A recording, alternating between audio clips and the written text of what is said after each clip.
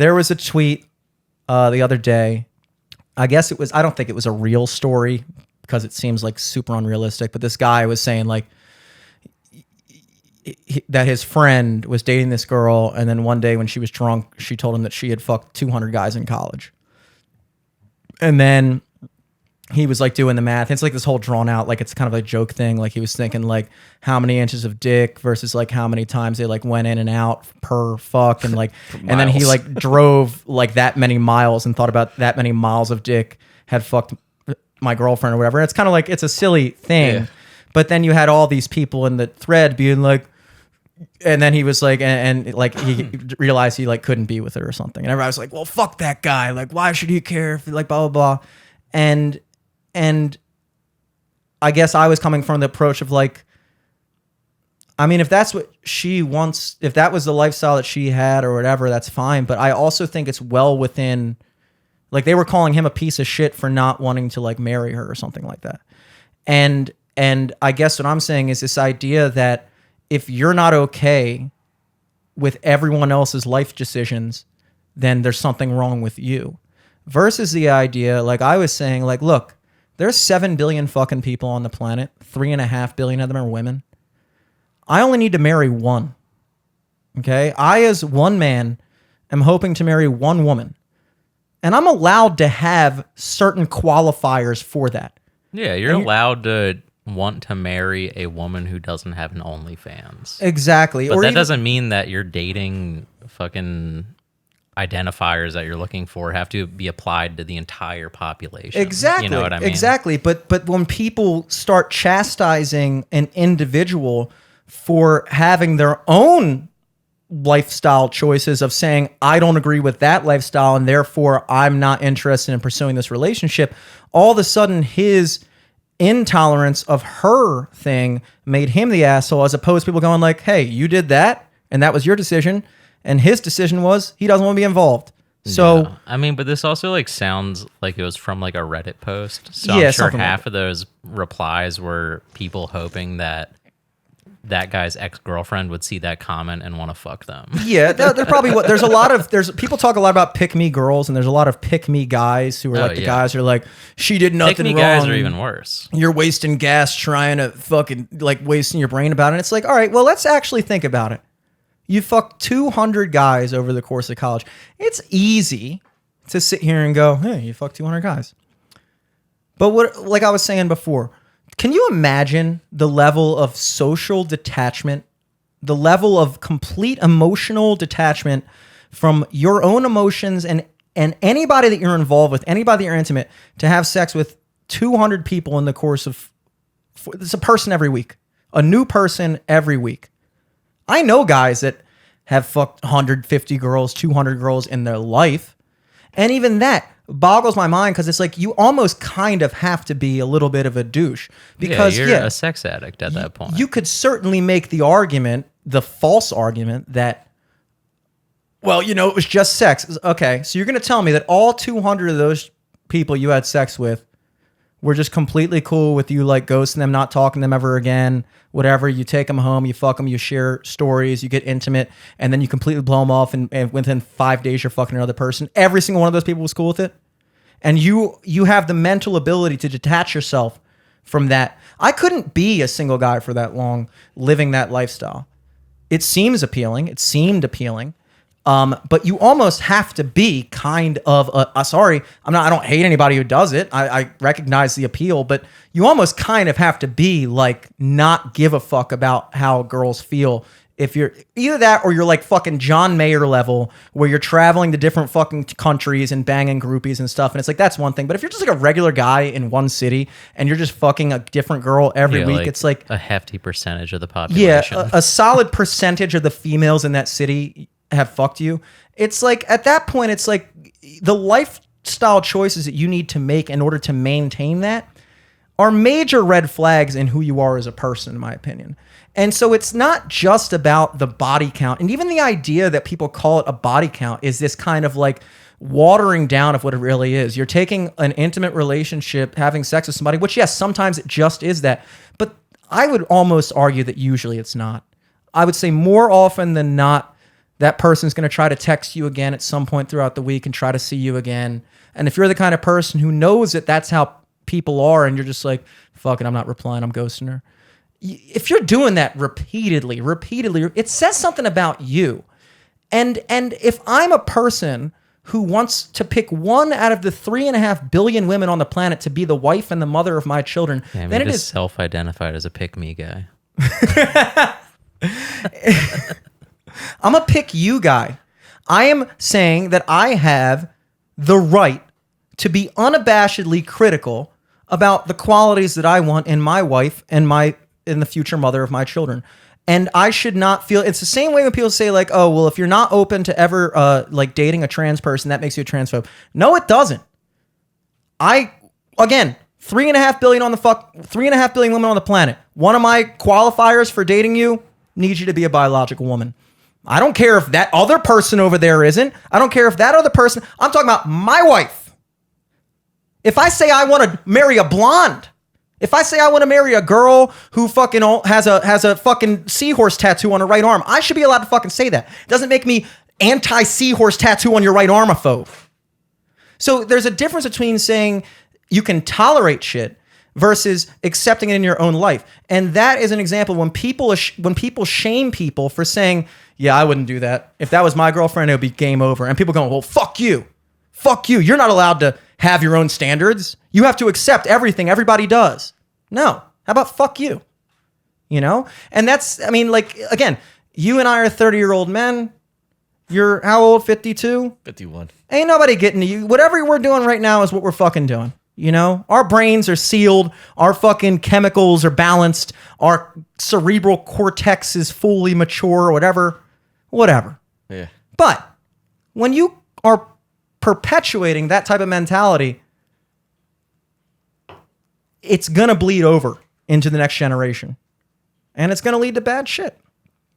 I'm going to expend sorry. I don't know. I think kids are still just going to want to be YouTubers when they grow up. Girls nowadays, I think, are just way more like, fuck, let's just fucking, they just want to fuck everybody now. Yeah, but it's just weird. Like, it wasn't like that when I was growing up. I don't necessarily think that that's actually what girls want. I think it's what girls are basically kind of being told that they want. Like the lifestyle. Like, saying Cardi B did this? Not necessarily Cardi B. It started way back. I mean, it started back like even with like shows like Sex and the City and Friends, where like, first of all, Friends is a shitty show. I fucking don't like that show. Sex and the City, fine. I never really watch it. I'm sure it's great if you're a girl. But like just kind of like that, like we've kind of taken the idea of like being like a wife. Like I would argue that this new wave of feminism has it's more misogynist than, like, I agree with like the first wave of feminism. Like, yeah, women should be able to vote, blah, blah, blah, blah. Great. Sure. But we've now gone to the point where we're now saying that the traditional role of a woman to be like a wife and a mother, that's actually oppressive. And what you really want is to be a career woman. And instead of, but that's not really, that was all from Big Corpo. Because after WW2, when all the women came into the workforce, they're like, I guess these broads can do something. Yeah, well, they like, what if we cut the pay of the men and gave it to the women? Yeah, what if instead of having a man go out and work, and it was just like my grandfather was a Baltimore City firefighter, and he, it was assumed that when you were getting a job in the fucking 50s, that the norm is you're a 24-year-old man, you're probably either married or about to be at 24 years old in 1950, something like that. So the assumption was that when you're getting a job, you're not getting a job to pay for living in a one room in a 4-bedroom house in Fed Hill with your 5 roommates. You're getting a job to pay to support a wife and kids. And so all the wages were, people always talk like, yeah, back in the day, a man could go get a regular job and support. Yeah, because that's how the pay scales were structured. And then, of course, he gets a pension, which my grandmother, who's still alive, she lives in the nursing home down there. She's completely dementia, has no idea who I am, has no idea who she is really. But she still getting half of his pension. He died in 2008 because the structure was that, yeah, well, your wife is entitled to half of this pension. So he dies and now she still gets half the check until she dies. Because as much as we want to talk about how the old setup was so wrong and so oppressive, they actually assessed value in the role of being the mother and the wife and the homemaker and saying like, yeah, your job is important going out in here and fighting the fires, but your wife is also the one at home raising the kids and she's just as entitled to half of the salary as you are. What about the stay-at-home dads now, the guys that are doing what the wives used to do? Well, the problem is the only girls way have the career. The only way that's possible because now what they've basically done is say, hey, instead of having one parent go out and be able to make enough money to support a family, now we're going to have both parents go out, both work 40-hour weeks and make the equivalent of what one parent would have been able to make 50 years ago. You know what I mean? Like instead of one parent being able to work a 40-hour week and make enough to support a family, now both parents are working 40-hour weeks and still making just enough to support a family. You know, so basically the wage has been cut in half and they've doubled the labor. So of course big corporate wanted this. Of course the corporations love the idea of having double the workforce, having double the hours worked per week and paying the same amount of money because you can't go out and be a firefighter and support a family now anymore. So now your wife has to work. And now when you're both working, now you have to go and pay someone else to watch your fucking kid while you're both out working full-time jobs. So now you're working 80 hours a week between the two of you and then paying God knows how fucking much because childcare is not cheap. Anybody will tell you that. Paying all that extra money to have somebody else watch your kids. Now they're spending time with their kids every day. Now they're the ones telling your kids about what's right and what's wrong and pushing their morality and pushing their ideas about society. Polyamory. No, I'm just kidding. Yeah, you know what I mean? You know what I mean, though? It's like we're basically the workforce, and this kind of could come off as a anti-capitalist thing. So, communist, you know, but in reality, it kind of is more communist because that was like in Karl Marx when he wrote the Communist Manifesto. He was real big on the idea that the nuclear family was wrong. The idea of the mother, father, children was wrong, and that actually the children were society's children. And, you know, this idea of like the nuclear family is just a way for people to like store and maintain wealth or whatever bullshit. So this idea that now mommy and daddy are going to go out and work for the corporation and make barely enough to support the household while also having to pay to get someone else to raise your kids. And now you only see your kids from 5 until bedtime every fucking day, 5 days a week, as opposed to dad going out, working the job, mom staying at home and maintaining a presence in their child's life and them being the ones to be able to teach their kids about right and wrong and morality and how to live your life and what's good and what's bad. Now someone else is doing that while you're out working for this fucking asshole. And so now you have these fucking girls who have been basically told that what they really want, you don't want to find a man and settle down and be a mom and wife because that's oppressive. The idea of you being a mother and a wife is wrong. What you really want to do is go be some fucking, work for some other guy where he pays you X amount of dollars a week and go be his fucking whatever and be like, that's really what the guy was doing when he was working. Go out and be someone else's bitch 5 days a fucking week. Yeah. Do this, do that. And then the women, they were like, oh, why would you want to do that for your husband when you could do that for this random guy who's your boss? And now he's paying you half the amount of money you should be making to go out and be his fucking secretary, his fucking, do this, do that. And then don't worry, we'll take care of your fucking kids in the meantime. And that was all done as this idea to push this whole thing of saying like, well, women need to be equal, blah, blah, blah. But in reality, it was all done so that the corporations could fucking get more out of us. They like it better this way. They push the whole idea of like, women need to do this and then so you have all these women that have been taught that that's what they really want. And I don't believe, I think that a lot of women do, but I think that a lot of women have also kind of bought into this idea that if they don't want that there's something wrong with that. If they really do just want to meet a guy and be a good mother and be a good wife and be a homemaker and raise the children and feel fulfilled by that's not okay. That's society telling you that, you have to just fit into this little box.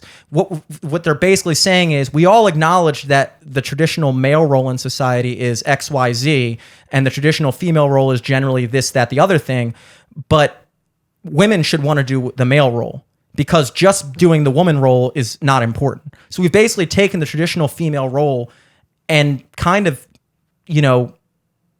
tacitly said, yeah, that's not important. Whatever females did for the past 100,000 years of raising families across all civilizations, that's not actually important. What you really want is to go out and do what men have done, because what women do isn't important. So it's almost more sexist. The way I would look at it is go, ideally, I would make enough money so that I could support my family and my wife could work if she wanted, but she wouldn't have to. And I wouldn't have to pay someone else to watch my fucking kids. My wife could watch the kids. I could support the family, and that would feel fulfilling. And I think that there's way more women than would admit that they would feel fulfilled by that too. Because honestly, it's kind of fucking natural. So instead, they go out and say, I don't want a fucking man. I don't need a fucking man. And so they go out and they're settling down is wrong. What's really cool is going out to bars and fucking guys on Tinder for 10 years until you're 30 and realize, oh shit, I want a kid. And then at that point, who wants you? Yeah. And I'm not saying everything I just said was right. It's pretty close. It's not totally wrong though. It's not totally wrong. And I don't think guys want that either. I don't think that guys, I think that it just, I don't know. I think that girls I don't think there's very many women that feel genuinely fulfilled by the lifestyle of not having a man and getting fucked by a different guy every weekend. I think there's probably more dudes that are cool with that than girls. I think if a girl is getting fucked by a new guy every weekend well into her 30s, she's probably not that happy with her life. Generally speaking. And you could make the same argument about guys, because at that point, when you're fucking a new person every week, well into your fucking 30s, is probably some bigger things going on there. Commitment issues, inability to be intimate or attached to anybody, deep-seated insecurity with yourself, where you constantly need to feel the need to prove your sexuality, all kinds of shit,